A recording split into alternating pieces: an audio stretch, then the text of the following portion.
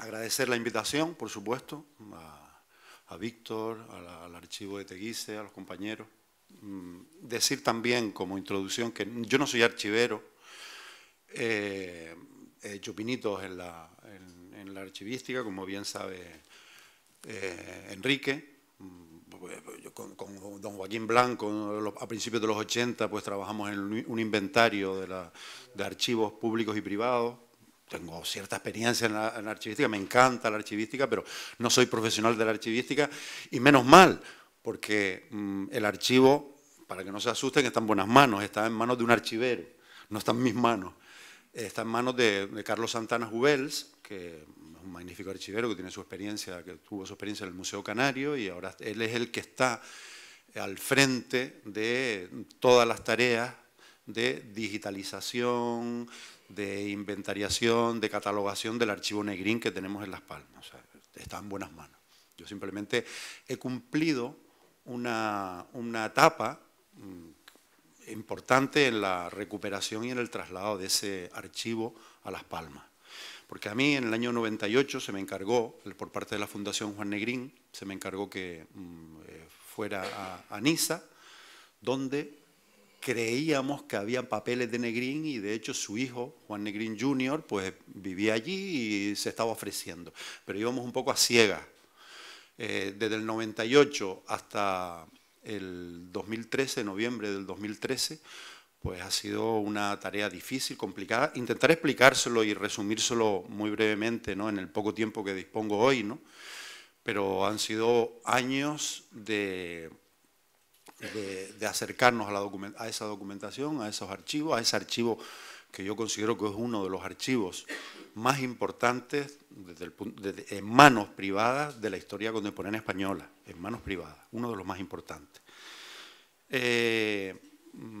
Pero bueno, yo cumplí un papel ahí y creo que afortunadamente las gestiones que se realizaron como tarea colectiva de todos los miembros de la Fundación Juan Negrín, pues ha tenido unos frutos magníficos, magníficos, porque hoy en día tenemos en Canarias ese archivo.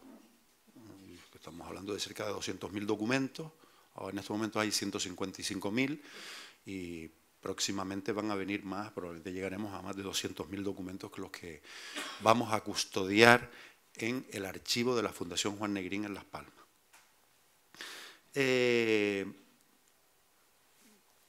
Pero habría que contar previamente la historia que hay detrás del archivo. ¿Qué historia hay? ¿No? ¿Qué historias hay? Que hay muchas. Porque en un primer momento este archivo fue completamente invisible.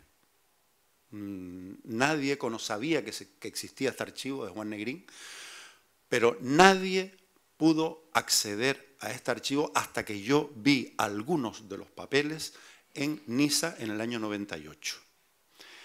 Y eso que estamos hablando de personas muy importantes como Gabriel Jackson, que en los años 60 hizo una primera incursión, el historiador Gabriel Jackson, el norteamericano Gabriel Jackson, hizo una primera incursión con la familia de Juan Negrín. Ya Juan Negrín había muerto, él murió en el 56, y con su hijo Juan Negrín Jr., con su otro hijo Rómulo, Miguel, etc., Jackson hizo gestiones.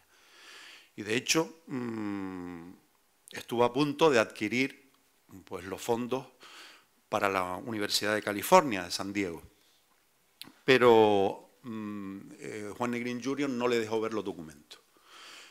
Y claro, y por lo tanto Jackson fue el primero que tropezó contra un muro infranqueable. Es decir, sus hijos no permitían ver la documentación de su padre. Y además, en California, en San Diego, California, pues había un archivo importante, sobre todo de Herbert Southworth, que tenía una parte importante de documentación sobre la Guerra Civil Española, y le interesaba a la Universidad de California pues reunir a más fondos, y por eso estaba interesado en el Fondo Juan Negrín, del que había oído hablar pero que no lo había visto. Claro, tropezaron con un muro y fue imposible. Además dice Gabriel Jackson, en un artículo que él escribió, me dijo, refiriéndose a Juan Negrín Jr., me dijo que no me permitiría ver los documentos y que ni siquiera me enviaría un listado de títulos o resúmenes. Es decir, la negativa era absoluta. El segundo investigador que tropezó contra un muro fue el pobre Juan Marichal, el malogrado Juan Marichal, ¿no? Que él siempre estuvo obsesionado en hacer una biografía de Juan Negrín e intentó, por todos los medios, pues acceder a documentación, a esta documentación que él sabía que existía, pero que nunca le dejaron consultar, no pudo verla nunca. Entonces, claro, él en un artículo que dedicó a Juan Negrín, lo poco que podía escribir, dijo: el doctor Negrín dejó escasos documentos personales. Claro, probablemente es una valoración equivocada por parte de Juan Marichal, probablemente derivada de lo que le dijeron los descendientes de Juan Negrín, que no había nada y tal, probablemente se lo quitaron de encima. Después, ya la generación de historiadores de los 70, Ángel Viñas, que realizó el famoso libro El oro de Moscú en los años 70, pudo consultar una documentación que la familia Negrín, a la muerte de Negrín en el año 56, dieron a la embajada española en París, que eran los famosos documentos del oro de Moscú. Fue una primera hijuela de ese archivo que, por voluntad de Juan Negrín, quiso que entregárselo al gobierno de España esa documentación. ¿Por qué? Porque, claro, contra Juan Negrín se había establecido toda una leyenda negra en que había robado el oro de Moscú, de España, y se lo había dado a los rusos, era un esclavo de Stalin, era un comunista enmascarado, etcétera, etcétera, etcétera. Entonces Negrín, para evitar lo que se estaba diciendo, todo lo que se estaba diciendo contra él, pues quiso demostrar su buena voluntad y en su testamento dejó claramente especificado que su familia tenía que entregar todos los documentos que demostraban que el oro, el famoso oro español que se dio en depósito a los rusos, se había gastado y con todas las cuentas perfectamente claras. Y se entregó esa documentación a la embajada española. Claro, llegó a España, llegó a Madrid, llegó al Ministerio de Hacienda y las autoridades franquistas ocultaron esa documentación y siguieron abonando la leyenda de que Juan Negrín había robado el oro. Porque era una leyenda, una de las leyendas constitutivas del franquismo, que abonaban el franquismo, porque claro, España está en crisis por culpa de Negrín, España pasó hambre en los años 40 por culpa de Negrín, España tiene cartillas de racionamiento y hay mercado negro, etcétera, porque nos arruinó Negrín. Era sencillo para el régimen franquista difundir este bulo y no le interesaba difundir que en el año 56 Negrín se empeñó en aclarar las cuestiones, todas las cuentas, que estaban clarísimas. Esa documentación Ángel Viñas en los años 70 la pudo ver en los sótanos del Banco de España, la analizó y estableció, pues bueno, ya la primera línea defensiva de Juan Negrín, sobre Juan Negrín. Una línea defensiva clara que dejaba claramente las cuentas pues, muy claras, ¿no?, con respecto al destino del oro. De hecho, hizo el famoso libro El oro de Moscú. Pero Viñas hizo este libro sin consultar la documentación que obraba, que tenía la familia Negrín. No lo hizo sin ello. De hecho, Ángel Viñas intentó consultar esa documentación en los años 80. Conocía a Juan Negrín Jr., conocía a su mujer, Rosita, que era una famosa actriz de los años 30. Se entrevistó con ellos en Nueva York, tenían una magnífica relación. Sin embargo, Juan Negrín Jr. no le dejó ver el archivo de su padre, tampoco se lo dejó ver. También fui yo testigo, cuando estaba ya en Niza, trabajando, escaneando la documentación, pues fui testigo de numerosos investigadores que hablaban con Juan Negrín Jr. y Juan Negrín Jr. les decía que esa documentación no existía, que no les dejaba verlo, etcétera, etcétera. Bueno, lo cierto es que esta posición que adoptó la familia con respecto a impedir la visualización del archivo Negrín, yo creo que de alguna manera podía estar justificada en base a todo lo que a toda la leyenda que se cernió en torno a Negrín, y había un recelo importante de la familia a ver de lo que iban a escribir sobre Juan Negrín, sobre su padre. Y por eso yo creo que se impidió, por un exceso de celo, se impidió que determinados historiadores accedieran a la documentación de Juan Negrín. Pero, sin embargo, pensamos nosotros que esa actitud de la familia, más que favorecer la imagen de Juan Negrín, lo que hizo fue perjudicarlo y abonar más la idea de que efectivamente lo que estaban haciendo es están ocultando lo que realmente hizo Juan Negrín. O sea, yo creo que por eso perjudicó bastante. Bueno, por eso ellos estos historiadores tropezaron continuamente con esta situación, y fue bastante complicado el hecho de que nosotros como Fundación Juan Negrín accediéramos al archivo. Después se lo contaré cómo accedimos, cómo llegamos a eso. Pero ahora lo que me gustaría es contar la historia de los papeles. Porque Juan Negrín, él nació en Las Palmas de Gran Canaria en 1892, y con 14 años ya se fue a Alemania, a vivir a Alemania. Primero estuvo en Kiel, después en Leipzig, se estalla la Primera Guerra Mundial, y en el año 15 tiene que abandonar Alemania y tiene que irse a Las Palmas de Gran Canaria. Ahí le llama Santiago Ramón y Cajal para que encabece y dirija el Laboratorio de Fisiología de la Residencia de Estudiantes. Se va en 1916. Permanece en Madrid desde 1916 hasta el año 36, que estalla la Guerra Civil y tiene que ir como miembro del gobierno a Valencia. De Valencia después va a Barcelona. Termina la Guerra Civil Española, la derrota republicana, y tiene que irse a París. En París llegan los alemanes en el año 1940, tiene que huir a Londres. Y Londres, en el año 45-46, cuando los nazis son derrotados, pues vuelve a París. Por lo tanto, estamos hablando de un periplo que hace que la producción documental de Negrín esté bastante dispersa. Y se haya dispersado, lamentablemente. Y, de hecho, en el archivo actual de Juan Negrín tenemos documentación del 36 en adelante, hasta su muerte, hasta el 56, pero apenas tenemos documentación del 36 para atrás. Algunas cartas que hemos encontrado en algunos libros, algunas colecciones de correspondencia que le interesó guardar especialmente, pero ha sido muy complicado y no ha aparecido todavía en los fondos documentales anteriores al 36, por lo tanto, y es probable que no aparezcan nunca. Pues, pero por eso, porque ha habido numerosos avatares. A Negrín le ha tocado vivir una etapa de la historia, en la historia europea, en la historia del mundo, pues una etapa bélica, Primera Guerra Mundial, Guerra Civil, Segunda Guerra Mundial, etc. Entonces, y esos avatares de los bélicos pues han afectado necesariamente a la unidad de los fondos documentales que en teoría tenía que haber tenido Negrín. Porque él, por ejemplo, desde que no tenemos nada de Alemania, de la etapa de alemana del año 1906 a 1915, no tenemos prácticamente nada. Una carta y una postal que él envió desde Alemania, pero no tenemos su archivo personal. Tampoco tenemos su archivo de cuando él era un afamado catedrático en Madrid y dirigió el laboratorio de la Residencia de Estudiantes. No tenemos documentación tampoco. Alguna cosa que nos aparece, y probablemente aparezca más porque estamos viendo los libros de Negrín en París, entonces ahí de vez en cuando aparece alguna carta suelta, pero nada más, no está ese archivo sistematizado y ordenado que en teoría tenía que tener.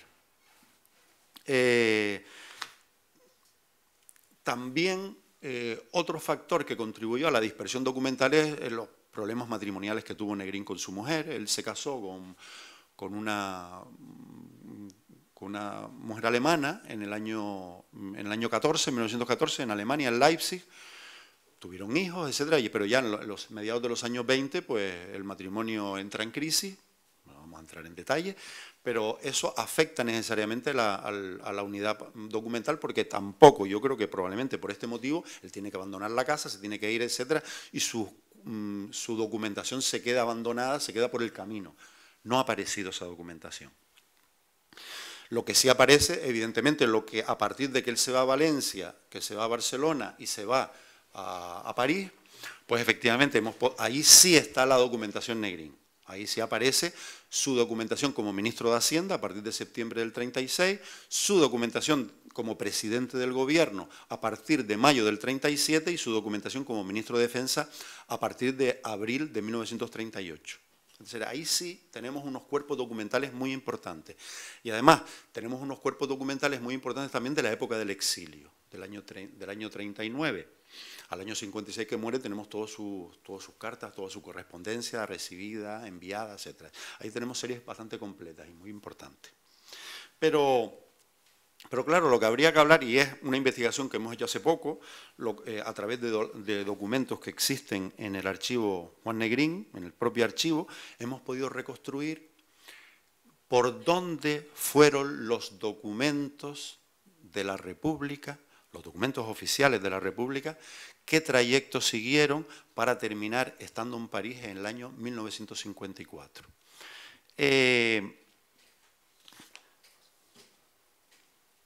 Fíjense, hay unas declaraciones de Julián Zugasagoitia, que fue ministro del Interior de Negrín, que habla de Negrín y los papeles, ¿no? Y la documentación. Dice Julián Zugasagoitia, que después fue fusilado por Franco en el año 40, junto con Companys, el presidente de la Generalitat. Fueron capturados por los alemanes en el sur de Francia, entregados a Franco y fusilados en el año 40. Dice Julián Zugasagoitia, de Negrín, de cómo afrontaba la tarea de la documentación. Dice, lo sorprendente del caso es que don Juan Negrín fue, en sus días de científico, un tirano del orden y de la clasificación, según el testimonio de sus discípulos. La más leve irregularidad en la biblioteca provocaba en él las más violentas admoniciones. Con los papeles políticos ocurría a la inversa. Desestimación, posiblemente. Guardaba los más importantes y no prestaba gran cuidado a los demás. No tengo ningún interés, decía, en hacer archivo de mezquindades. Por lo tanto, aquí hay esta contraposición que señala Julián Zugasagoitia. Puede que tenga razón, pero lamentablemente la documentación anterior, la documentación científica, la documentación de la época de Madrid, de la época alemana, no nos ha llegado, no lo tenemos. Probablemente estuviera perfectamente organizada, porque Negrín, como dice Julián Zugasagoitia, era muy metódico y muy meticuloso con su documentación personal y científica. Pero, sin embargo, con la política, y esto es verdad, tenemos archivos importantes de la República en guerra, pero no tenemos series absolutamente completas y probablemente muchos de los documentos pues, no haya querido guardarlos, ni trasladarlos, ni llevárselos, ¿no? Pero por esto es importante para entender el personaje. Entonces, la pregunta, que es la que les hice antes, es ¿qué pasa con el archivo cuando pasa la frontera, cuando atraviesa la frontera en febrero de 1939? Bueno, hemos podido reconstruir esta historia, porque al parecer estos documentos viajan a Toulouse. En Toulouse, en Negrín se instala, pues muchos de los miembros del gobierno en el exilio, ahí se quedan, a partir de marzo, abril del 39, están en Toulouse. Pero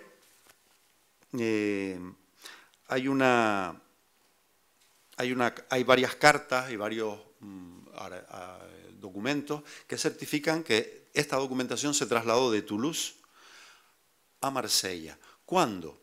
Cuando los alemanes invaden Francia en 1940.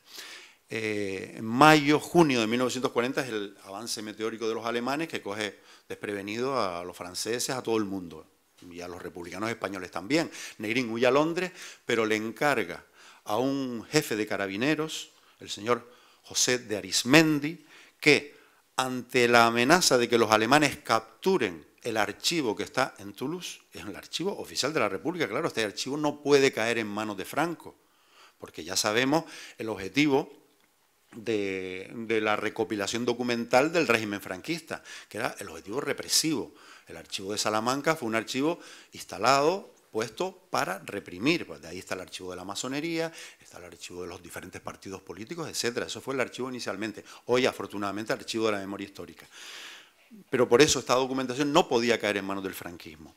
Entonces, tuvo que, en el Toulouse, Cuando llegan los alemanes, están los alemanes a punto de llegar a Toulouse, Negrín le ordena a José de Arizmendi, jefe de carabineros, que lo ponga a salvo. Y se pone en contacto con los mexicanos. Gracias al papel de los mexicanos en el sur de Francia, al cónsul de México en el sur de Francia, señor Bosques, pues logra un compromiso del gobierno mexicano y de las autoridades mexicanas para que los mexicanos custodien el archivo de la República, pero enmascarando el contenido porque no podían decir claramente que era un archivo, que eran documentos, que eran papeles. Entonces, ¿cómo lo enmascaran en la documentación y los compromisos que adquieren? Diciendo que era la biblioteca personal de Negrín. Pero claro, ¿por qué hemos deducido que la biblioteca personal de Negrín son los archivos de Negrín? Pues bueno, yo creo que en la documentación entre los mexicanos y entre las autoridades españolas y entre las autoridades republicanas hay demasiadas cautelas, demasiadas exigencias, demasiados miedos. Y esas exigencias, esas cautelas y esos miedos no pueden venir derivadas de una biblioteca personal.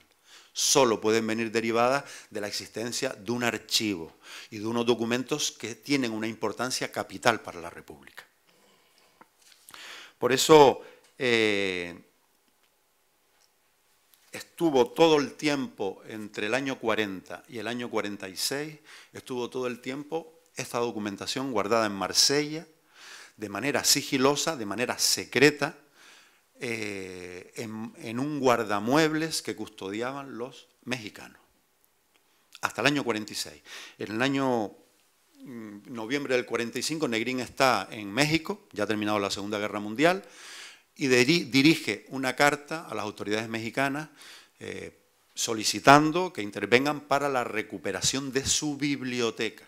Sigue hablando de biblioteca, no habla de archivo. Y efectivamente los mexicanos se ponen en marcha para que Negrín recupere el archivo biblioteca, y efectivamente es lo que va a ocurrir en el verano del 46. En el verano del 46 esta documentación es rescatada por Negrín de Marsella y es enviada a un notario que se llama este notario Félix Coquelin, a una ciudad a 20 kilómetros de París, Andresí. Ahí llevan la documentación y va a estar depositada en esta notaría desde 1946 a 1954. Y a partir de 1954 estos documentos van a pasar a manos directas de Juan Negrín, que es la casa,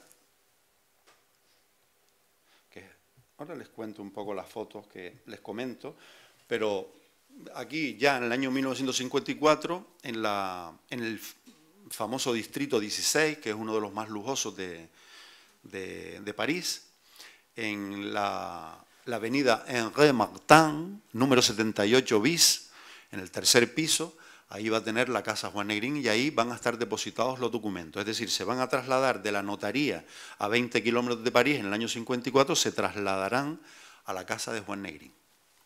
Bueno, esta documentación, evidentemente, va a estar 2 años en manos de Negrín. Su nieta recuerda que hay unas cajas, unos documentos, unos archivos, etcétera. Recuerda, pero vamos, era muy pequeña porque vivía con su abuelo. Pero muere Juan Negrín el 12 de noviembre de 1956. Muere de un ataque al corazón, así de improviso. Y entonces, por un lado, Rómulo, su hijo Rómulo, toma la determinación junto con Mariano Anzoa, en base a la voluntad de Juan Negrín, de entregar una parte de la documentación, la del oro, como les dije antes, a la Embajada Española en París. Y eso ya va a España. Pero la familia se reserva una copia. Sacan una copia. Carmen Negrín recuerda que utilizaban una fotocopiadora de la época, ¿no? Una cosa antediluviana prácticamente, ¿no? Entonces, Carmen Negrín recuerda que en el año 56, después de la muerte del abuelo, pues estuvieron escaneando muchísimos documentos y ya los escanearon y de tal manera que se les dio los originales a España, pero la familia se quedó con una copia de la época.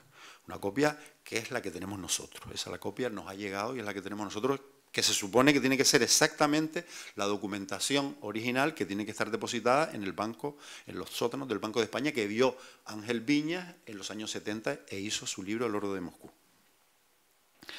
Bueno, eso por un lado, esa documentación del oro. Pero, ¿qué pasó con el resto de la documentación a partir de la muerte de Juan Negrín? Bueno, aquí se produce un hecho curioso. Juan Negrín Jr., probablemente el más receloso de todos con respecto a lo que se podría decir de su padre, el más desconfiado, es el que va a la casa del padre, probablemente en febrero o marzo del 57, y empieza a coger documentos. Empieza a coger documentos en base a lo que él considera que son documentos interesantes. Y se los lleva a Niza. Pero hay otra parte de documentos que no se va a llevar y que va a estar siempre en la casa de París. Esa casa que va a ser habitada posteriormente por una nieta de Juan Negrín, que es Carmen Negrín. Por lo tanto, tenemos que a final de los 50 tenemos el archivo está, digamos, subdividido. El archivo principal en la Casa de París y una parte de ese archivo que es lo que consideró Juan Negrín Jr. que era lo principal, que está en Niza. Bueno, una situación difícil, complicada, que provoca lo que ya les dije antes, el que Juan Negrín Jr. por un lado bloqueara la consulta de la documentación que él tenía y Carmen Negrín no decía absolutamente nada, que tenía documentos del abuelo. Es decir, se daba esa situación que tanto uno como otro pues invisibilizaban el archivo Juan Negrín. Esta es la situación que nos encontramos y las negativas que les conté antes a acceder a este archivo por parte de los investigadores. Esta es la situación que nos encontramos hasta que la Fundación Juan Negrín, gracias a la intercesión de su presidente José Medina, a Eligio Hernández, vicepresidente de la Fundación, a Antonio Aguado, secretario de la Fundación, entran en contacto con Juan Negrín Jr. ¿Por qué? Porque Juan Negrín Jr. estaba interesado en la recuperación de las tierras que la familia Negrín tenía en Las Palmas y que habían sido incautadas al régimen franquista, por el régimen franquista, se las había incautado. No solo le habían incautado la parte que le correspondía a Juan Negrín, sino también a la de su padre, la de sus hermanos, etcétera, cosa absolutamente ilegal, ¿no? Entonces, estamos hablando de una ilegalidad por partida doble. Pero esa es la situación. Gracias al interés que puso Juan Negrín Jr. en la recuperación de su patrimonio inmobiliario, pues se puso en contacto con Eligio Hernández, etcétera. Entonces se le abrió las puertas en el sentido de ayudarle, de ofrecer la Fundación Juan Negrín en los años 90 para que utilizara la Fundación para la recuperación de su patrimonio o la recuperación de parte de su patrimonio. Porque en la época de Felipe González se le había pagado una parte de del valor, en teoría, que correspondía a las tierras que tenía Juan Negrín. Hoy, para que ustedes se hagan una idea, es Mesa y López, Las Torres, Guanarteme, etcétera, unos terrenos que hoy en día valen oro puro, ¿no? Entonces, claro, en la época de Felipe González se le dio a la familia, a Juan Negrín Jr., una parte del valor, pero consideraron ellos que estaba pagado muy por debajo del valor que le correspondía a las tierras y por lo tanto querían seguir litigando con el Estado y por eso utilizaron a la Fundación para hacerlo. Nosotros, por supuesto, nos prestamos a ayudarlo porque correspondía en justicia ayudar a una familia que había sido despojada injustamente de su patrimonio, completamente. Bueno, entonces, en ese contexto, pues hay un compromiso. Unas negociaciones complicadísimas. Imagínense la negativa de Junior a que la documentación la consultara Viñas, que era íntimo de él, que la consultara Marichal, que la consultara Jackson, etcétera, y que nosotros pudiéramos acceder a eso, bueno, ya era una victoria extraordinaria y lo logramos. Porque se logró un compromiso de que alguien se iba a trasladar a Niza y que se escanearía la documentación que existe en Niza, que existía en Niza, y una copia de esa documentación pues vendría a Las Palmas.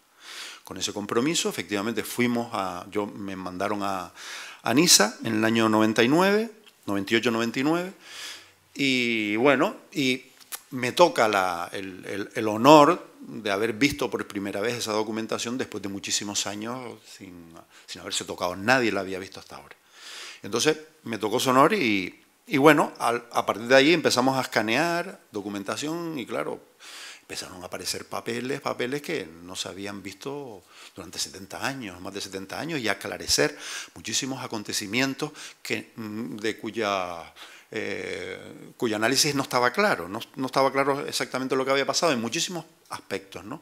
Estamos hablando del aspecto controvertido del oro de Moscú, pero también estamos hablando del papel de Negrín en la guerra, esa resistencia numantina de Negrín a mantener la guerra y unirla y ligarla a la Segunda Guerra Mundial, o las diferencias dentro del Partido Socialista, porque Negrín entró en el Partido Socialista en el año 29 y fue expulsado en el año 46. Bueno, toda la pelea dentro del Partido Socialista y todo cómo se despedazaron unos a otros con la terminación de la guerra, también había muchas cosas y muchas culpas que se le echaban a Negrín de todo esto. Es decir, empezaron a aparecer muchísimos documentos que claro, que eran auténticas joyas, y no solo eso, sino que aclaraban y mejoraban considerablemente la idea, la imagen que se tenía de Juan Negrín. Algunos no dudábamos, yo jamás dudé de la integridad de Juan Negrín, porque por su trayectoria, pero efectivamente habían cosas que aclarar desde el punto de vista historiográfico. Y hacía falta documentos que demostraran determinadas cuestiones. Pues esto es lo que empezó a aparecer a partir del 98-99. Se logró una copia, pero bueno, tampoco pudimos hacer mucho con esa copia digitalizada porque Juan Negrín Jr. nos bloqueaba su utilización. Teníamos las manos atadas. Pero bueno, ya habíamos dado un paso, teníamos una copia en Las Palmas, aunque no podíamos utilizarla.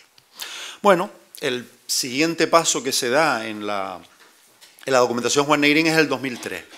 Lamentablemente muere Juan Negrín Jr., pero esto ocasiona el que nosotros nos veamos liberados del compromiso. Y esta liberación del compromiso hace que pongamos por primera vez en manos de los investigadores una gran cantidad de documentos importantísimos. De hecho, pues el primero que aparece por la Fundación es Ricardo Miralles, empieza a ver documentos, se queda asombrado, aparece Viñas, Ángel Viñas, aparece Gabriel Jackson, también por Las Palmas, y sale lo que ha salido hasta ahora, que me imagino que muchos de ustedes sabrán. Bueno, Gabriel Jackson hizo su biografía sobre Juan Negrín, utilizando documentos de la Fundación. Ángel Viñas ha escrito, bueno, yo ya he perdido la cuenta de los libros que ha escrito Ángel Viñas, pero me parece que más de 5 seguro, y todos hacen referencia a los documentos de la Fundación Juan Negrín. Enrique Moradiello también ha escrito una biografía de Negrín que consideramos que es la más completa en estos momentos, que utiliza muchísimo toda la documentación que le dimos por parte de la Fundación. Paul Preston recientemente ha sacado un libro sobre el final de la guerra, utilizando los papeles de la Fundación. Es decir, el papel que ha cumplido la Fundación Juan Negrín en la reconsideración bibliográfica de Juan Negrín, yo creo que no hay ninguna duda al respecto. No hay ninguna duda. Y además, evidentemente Juan Negrín Jr., a pesar de que nos abrió las puertas, pero claro, era un obstáculo en esa reconsideración bibliográfica de Juan Negrín. Sin embargo, su nieta, Carmen Negrín, hija de Rómulo, que es el segundo hijo de Juan Negrín, que había vivido con su abuelo, que había vivido en París, etcétera, que sabía exactamente lo que tenía, pero como nadie se había dirigido a ella, porque todo el mundo creía que era Juan Negrín Jr. el que tenía toda la documentación, ella se cayó, discretamente, no quiso visibilizar lo que ella tenía. Cuando muere su tío, acude a Niza, nos entrevistamos inmediatamente con ella y llegamos a un principio de acuerdo, desde la distancia y de la cierta desconfianza que podía existir con la Fundación Juan Negrín por parte de Carmen, porque Carmen no nos conocía. Y bueno, establecimos un primer contacto a la muerte de su tío en Niza. Ella se llevó toda la documentación que tenía su abuelo, su tío, se la llevó a París y allí, pues, por fin podíamos hablar de la reunificación del archivo. A partir del 2003-2004, todo ese archivo, el archivo NISA y el archivo que estaba en París, ya se unió, de tal manera que ya estábamos en condiciones de abordar el siguiente paso, la siguiente batalla, que era traernos la documentación original. Y eso fue una batalla que ha durado pues 8 o 9 años. 8 o 9 años, una batalla complicada, una batalla difícil, una batalla destinada a derribar las reservas que existían en la familia Negrín. ¿Reservas por qué? Hombre, estamos hablando de una familia republicana, una familia que ve la transición política española con recelo, porque es una restauración monárquica, y ellos son republicanos. Por lo tanto, y ella custodia los papeles de la República en guerra. Entonces, pues bueno, vamos a ver, ahí había un problema. Había un problema. Entonces, además, Carmen decía mucho también que, bueno, si Franco tiene los archivos del Estado español y se los guarda su familia celosamente con la ayuda y el apoyo del Estado, pues entonces nosotros vamos a entregarlos al Estado sin ningún tipo de contraprestación o sin ningún tipo de garantía de nada. Pues mira, pues no. Entonces ahí había un escollo importante. Otro escollo era el derivado de lo que se iba a escribir también, ¿no? De que se iba a abonar o no se iba a abonar la leyenda que existía en torno a Juan Negrín. Y se iban a continuar los insultos o no. Entonces, pero claro, nosotros convencimos a Carmen de la necesidad de que esta documentación tiene que estar abierta, tiene que estar a disposición de los análisis de los investigadores y que los investigadores decidan lo que consideren conveniente en base a la documentación que existe, porque no teníamos nada que ocultar y no había nada que ocultar de Juan Negrín. Es decir, por lo tanto había que tener transparencia absoluta. Y en eso, pues, convencimos a la familia y ahí ya en el año 2005 me desplazo yo a París.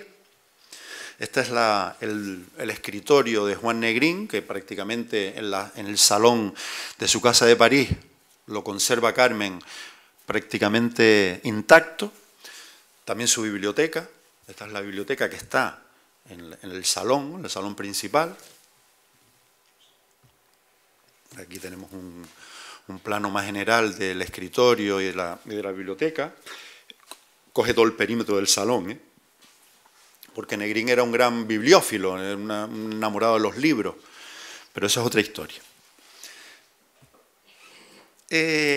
Carmen, siempre la documentación que no se fue a Niza, siempre la tuvo en los sótanos, en estos sótanos que ustedes están viendo, en esas condiciones. Afortunadamente, el clima de París es un clima bastante seco.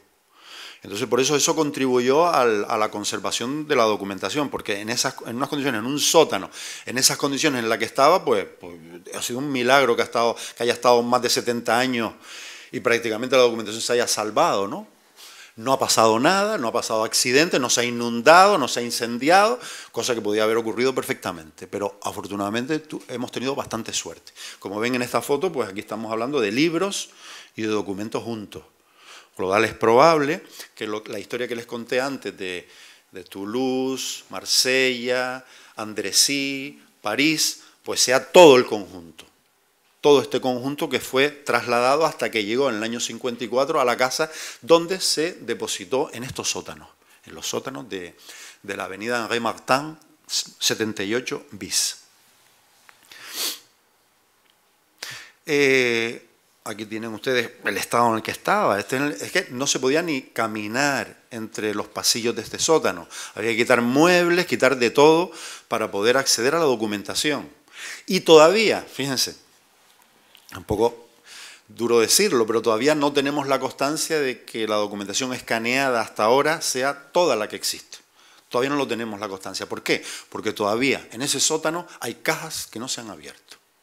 O sea que a lo mejor el déficit documental que les he contado antes, que a partir del 36 tenemos todo, pero antes del 36 no hay nada, a lo mejor aparece la documentación anterior al 36. Ojalá. Entonces, Aquí tienen más fotos de los sótanos, como están, libros apilados, documentos, etcétera, etcétera, mapas. Aquí tienen ustedes en la parte superior izquierda, ahí tenemos mapas de la República, en papel cebolla, enrollados, todo, un mare magnum tremendo. Aquí tenemos libros, muchos son libros de Alemania, esos libros hay que abrirlos, hay que ver página por página, que seguro que aparecen papeles y documentos de Negrín en su interior. Sí, todavía tenemos un tesoro que está por descubrir, ¿no? Todavía tenemos la incógnita, ¿no? Tenemos el gusanillo todavía de ver lo que aparece por ahí. Aquí tenemos libros y documentos en este sótano. Bueno, pues mira, ahí tenemos los mapas de la República, etcétera, en cajas fuertes. Dentro de esas cajas fuertes ni la hemos abierto todavía.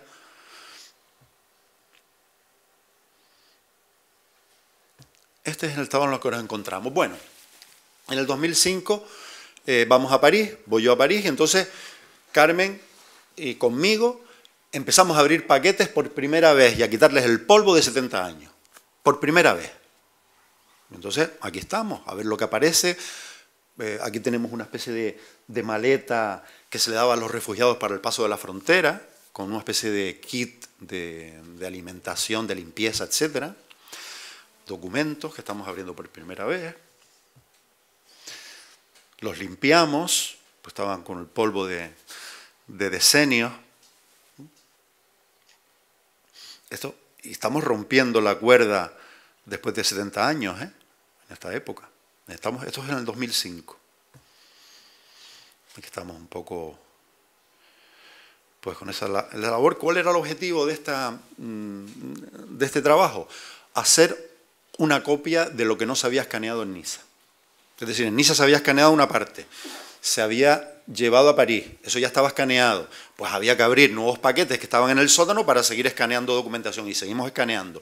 Y escaneamos y logramos hacer un inventario. Ese inventario que se hizo en el 2005 lo tienen ustedes enganchados en la página web de la Fundación, para que ustedes lo vean, lo que se hizo en aquella época, en el 2005. Es un inventario que sirvió para que Viñas trabajara, para que Jackson trabajara, para que Moradillos trabajara, para que Ricardo Miralles trabajara, para que todos los investigadores trabajaran en este primer acercamiento al archivo. Aquí tenemos toda esta documentación en París, etcétera. Mira, cogíamos, pues escaneábamos un escáner, pasábamos la documentación y le dábamos un orden de entrada, le poníamos un número, etcétera. Una cosa un poco primitiva y claro, hecho por mí, que yo no soy archivero, en fin, más bien era un archivero aficionado, pero bueno, hice lo que pude. Hice lo que pude. Aquí tenemos el kit de supervivencia de los refugiados españoles, con su mochila, etcétera, ¿no? Bien, y aquí entramos. A partir del 2005 se hizo un inventario y se escaneó esa documentación. Esos escaneos estuvieron a disposición de los investigadores a partir del 2005-2006, sin problema. Se empezó a ver y se empezaron a hacer los libros y la bibliografía necesaria y que ha servido para contribuir y aclarar numerosos extremos de la vida, la obra, de la política de Juan Negrín. Ha sido maravilloso y se han aclarado mucho y se ha revalorizado la figura de Juan Negrín, y hoy en día hay una coincidencia plena de que Juan Negrín es uno de los grandes estadistas del siglo XX español, uno de los grandes políticos, aparte de ser un gran científico, pero uno de los grandes políticos del siglo XX español, reconocido por Paul Preston, que es una opinión que creo que debemos tener en cuenta bastante. En el 2009, la Fundación ya aborda con Carmen la solución definitiva al archivo, que es el traslado, la perspectiva del traslado a España de la documentación. Claro, Salamanca quería que fuera allí, tenía muchas novias y novios este archivo, ¿no? Nosotros ya teníamos un camino recorrido y por lo tanto optábamos, teníamos bastante papeletas para que nos tocara. Y lo trabajamos y lo logramos. Hubo un compromiso verbal por parte de Carmen y en base a ese compromiso verbal Carmen dijo, bien, escaneamos ahora toda la documentación. Toda la documentación, porque hasta ahora se había escaneado de manera fragmentaria.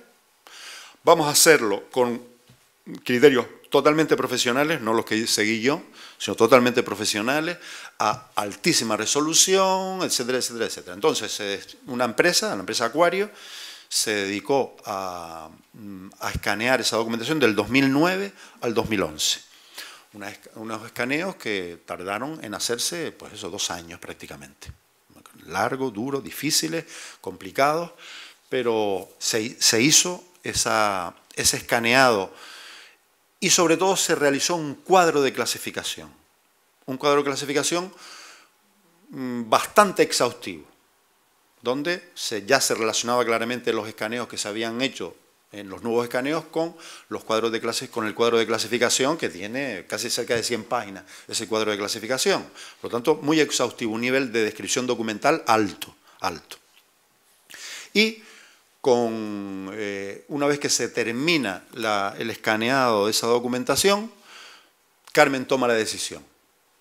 Toma la decisión de firmar un convenio con el Cabildo de Gran Canaria en el 2012, en el 2012 se firma el convenio, con José Miguel Pérez, creo que era todavía presidente del Cabildo. Paralelamente, el Cabildo pone en marcha la operación de la sede de la Fundación, nos restaura una casa en Vegueta y nos la dona temporalmente a la Fundación Juan Negrín, con el objetivo de que estuviera el archivo.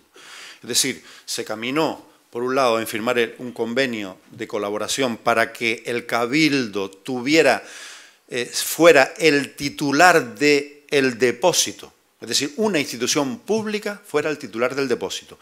Y ese titular del depósito, que es el Cabildo, nos lo daría a una fundación privada para que nos encargáramos de su tratamiento documental y su puesta al público de toda esa documentación.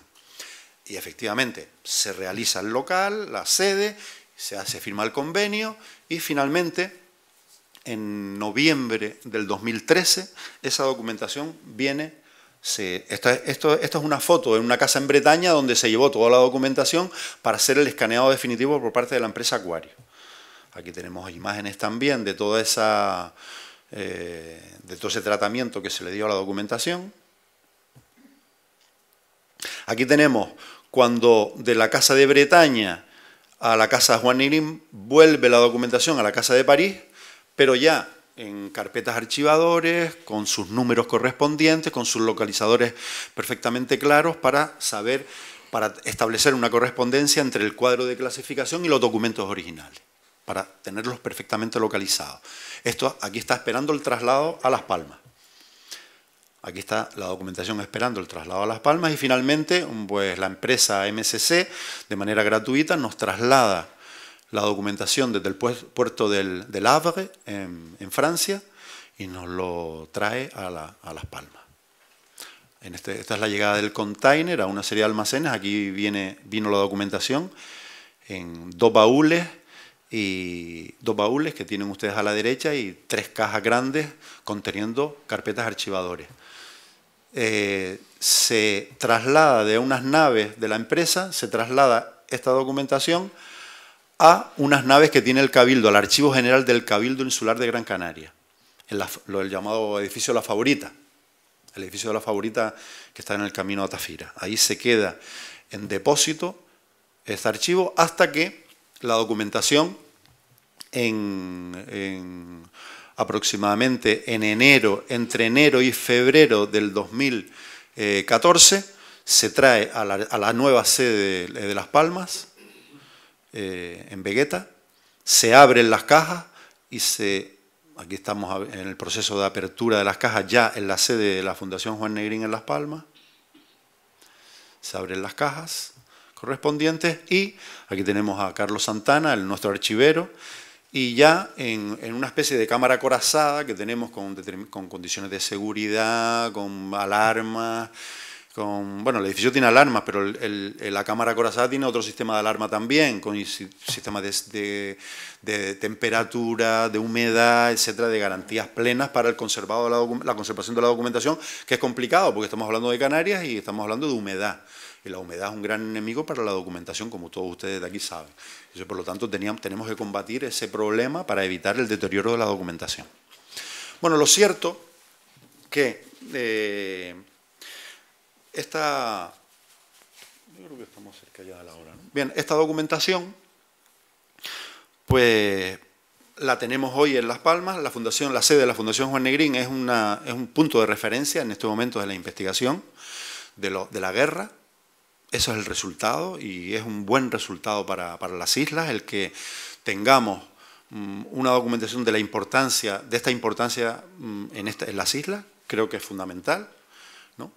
Uno de los archivos privados, pero que tiene también documentación pública de la República, que esté en las islas, creo que es muy importante. Algunos historiadores, incluso Ángel Viñas, se opuso a que viniera a Las Palmas. Él quería que estuviera en Madrid, quizás por una concepción un poco centralista de la documentación, pero yo creo que estamos en un estado de autonomía, un estado descentralizado, que creo que tenemos que acostumbrarnos a que en las comunidades autónomas, en los territorios, también existan referentes desde el punto de vista de la investigación, referentes documentales que no solo tengan que afectar a las Islas Canarias o que solo puedan implicar a las personas que quieran investigar sobre las Islas Canarias, sino que seamos también referentes en la investigación de acontecimientos políticos, sociales, económicos que se produzcan en la península, en Europa, etcétera, etcétera. Y esta es la oportunidad que nos ha dado Juan Negrín, gracias a todas estas gestiones que hemos hecho, laboriosísimas y complicadas. Al final, el resultado es que tenemos un archivo, tenemos 155.000 documentos, probablemente queda todavía en París la correspondencia de Juan Negrín.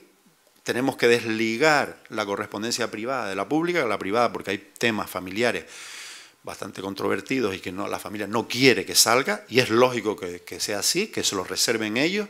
Ellos tienen que hacer una distinción entre la documentación de valor político, valor público, y la documentación de valor personal. Tienen que hacerla, y cuando hagan esa distinción, pues a la Fundación Juan Negrín vendrá el resto de documentación, que calculamos que sea que se completen en 200.000 documentos que hay en la Fundación. Cerca de 200.000 documentos va a haber en la Fundación. Ojo, les he dicho que a lo mejor va a haber sorpresas en el futuro. La Fundación ha logrado un objetivo fundamental y ahora lo que tenemos que hacer es fortalecer la Fundación y que se convierta, pues, en un centro de investigación de referencia, que ya estamos empezando a hacerlo. Pero claro, con los recortes, etcétera, estamos pasando serios apuros, complicados. Tenemos una persona nada más pagada con los pocos fondos que nos dan las instituciones públicas, y el resto, pues está mi comisión de servicio que me han destinado allí, y poco más. Y lo demás, y funcionamos con voluntarios, gente jubilada, gente que nos ayuda, etcétera, etcétera. Así estamos funcionando. Y bueno, las perspectivas no son malas, tenemos un activo fundamental y depende un poco de la sensibilidad que tengan las autoridades, las instituciones, para poder fortalecernos. Hay que decir que, a pesar de que en una época hubo resistencia de cierto presidente del Cabildo, de cuyo nombre no he de acordarme, antes de José Miguel Pérez, esa fue la única resistencia que tuvimos, la única, porque teníamos firmado un convenio con el Cabildo de Gran Canaria y lo incumplió esta persona. Pero hay que decir que una vez que esa persona ha conseguido sus objetivos políticos y ha accedido a otros menesteres en la política española, pues hemos logrado que todo el espectro político canario, incluido el PP también, Bravo de Laguna, etcétera, apostaran claramente por Juan Negrín. Apostaran claramente por la necesidad de que Juan Negrín esté en Las Palmas y que Juan Negrín finalmente, a pesar de que esté enterrado en el cementerio de Père Lachaise en París, esté en Las Palmas y podamos reivindicar su figura. Muchas gracias.